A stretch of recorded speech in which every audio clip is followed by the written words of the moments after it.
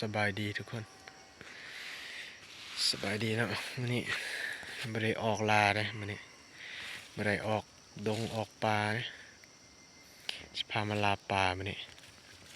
มาใส่เบ็ดนี่หนองกว้างเลยเลาะใส่ตามนี่แหละมีปลาคอกั้งอยู่แต่ยังไม่ได้ปล่อยปลาเด้อลองจกเอาไว้ปลาลายเลยปลาซิวปลาหยัง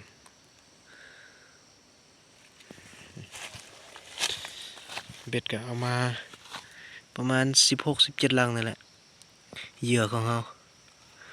เอาตักแตนแหละเป็นเหยื่อไปใส่กันแล้ว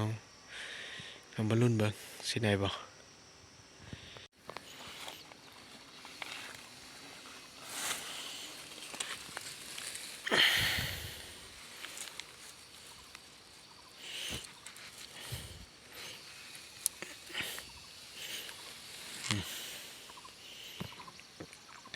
เรียบไปตามนี้แหละเพราะว่ามันกว้างอยู่แล้วก็ลึกอีก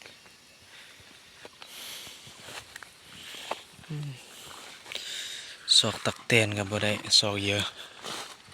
ค่อยมีแรงๆพุดใส่เบ็ดเรียบร้อยแล้วศอกเหยื่อยากเลยศอกตักแตนศอกผู้หยังเนี่ยนะยากเลยแต่นั่งท่าละประมาณ2 ชั่วโมงแล้วจังมายามไหมจังมายามเบิ่งว่าสิมานบ่ช่วงนี้บ่ค่อยได้ลงคลิปเนาะโอ้มีเวียกค่าปลาดยางนี่บ่ทันไป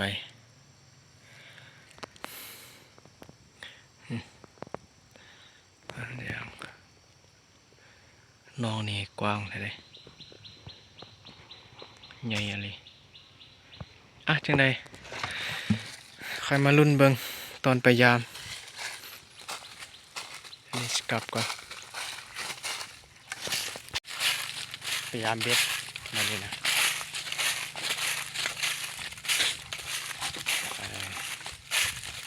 ไปลุ้นเบิ่งสิถือบ่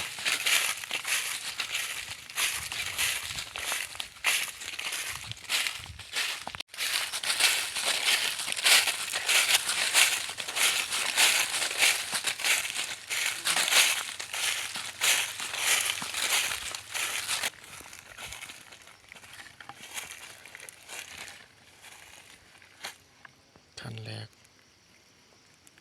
ปลดถือ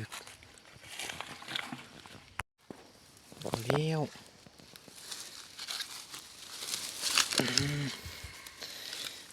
อยู่บ่อยู่บ่อยู่บ่เสือกสิขาด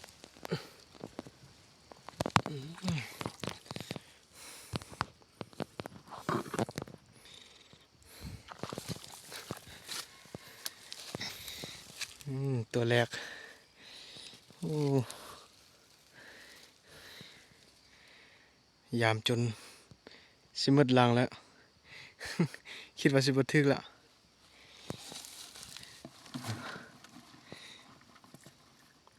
ถือว่ามานอยู่พอได้กิน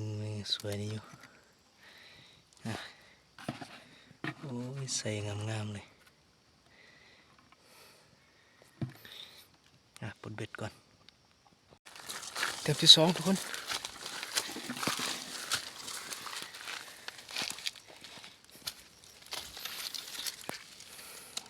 เห็นบ่อุ๊ยเต็มที่22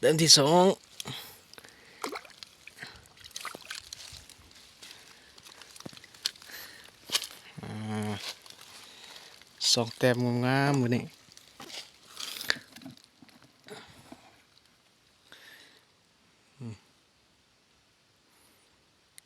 งามเลย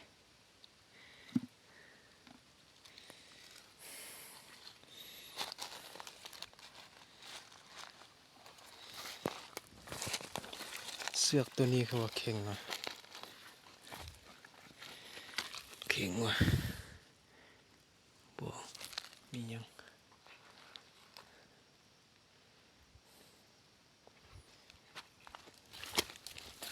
นี่2 แต้มแล้ว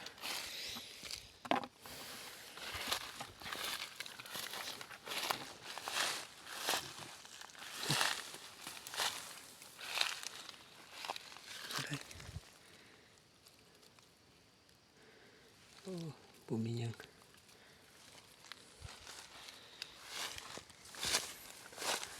ใหญ่ขึ้นมาใส่อยู่เทิงก่อนเนี่ยทุกคน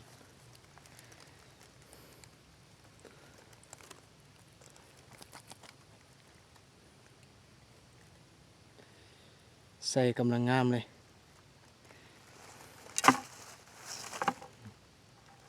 เป็นกาปากกังเนาะลายงามเลย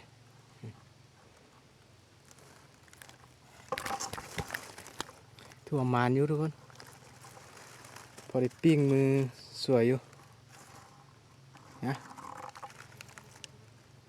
ที่เลือกอะปล่อยไว้ฮั่นน่ะตอนแรงจะมายามตึ้งกลับไปเห็ดแนวกินก่อนเดี๋ยวนี้นะสิไปกู้เบ็ดแล้วกันนะขออนุญาตไม่ได้ใส่เสื้อพรโพดยามรอบทำอินนอนถือคือ2 ตัวมันนี่ไปกู้แล้วว่าสิใส่ข้ามคืนแต่ก็ไม่ได้ใส่ผมมีเหยื่อใส่เนาะหาพวกเศษเดือนก็บ่มีซอกพวกตะกะแตนก็2 อย่างไปเก็บไว้เนี่ยไปกู้เบ็ดกันหลังแรก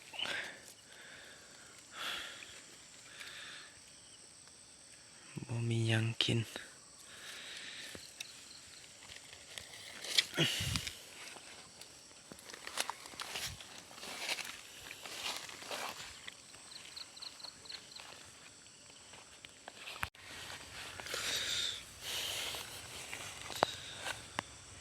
น้องปลานี่มีกบลายนะแต่บ่ฮู้สิเอาจะได้เอาบ่เป็น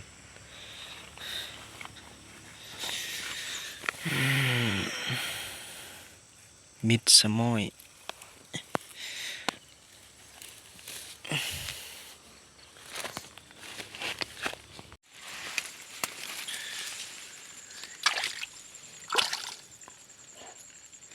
ปลาดุกทุกคน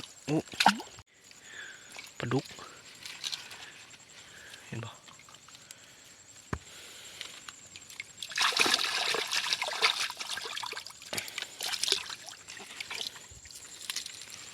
มันอีกแล้ว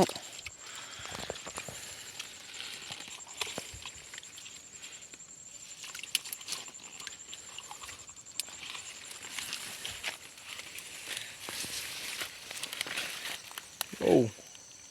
ปลาดุกตัวบางใหญ่เลยบ่ปอบมันอีกแล้ว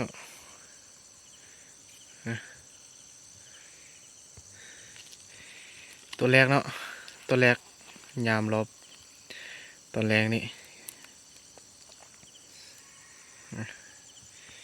โอ้ใส่งามๆเลย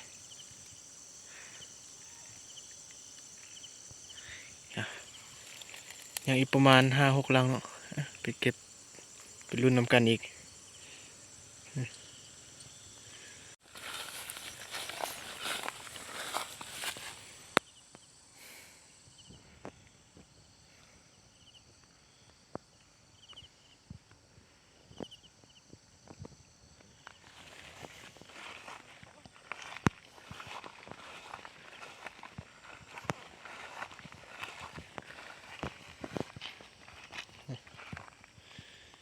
บดถืออย่างเนาะ3 ลัง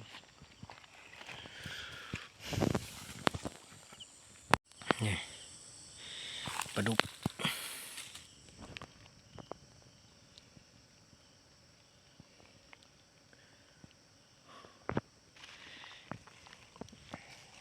กูหมดแล้วเนาะได้แต่ปลาดุกตัวเดียวนี่แหละนะเด็กกลับละสรุปผลงานก็คือถืออยู่3 แต้มเนาะปลาดุกกับปลาขอกัง2 ตัวซ้ำนี้แหละไว้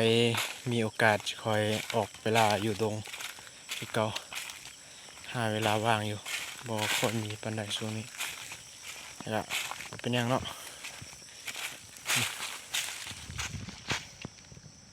ปลาดุกวิดีโอนี้จะได้จบเพียงซ้ำนี้ฝากกดติดตามให้ด้วยเพื่อเป็นกำลังใจให้คลิปต่อไปบ๊ายบาย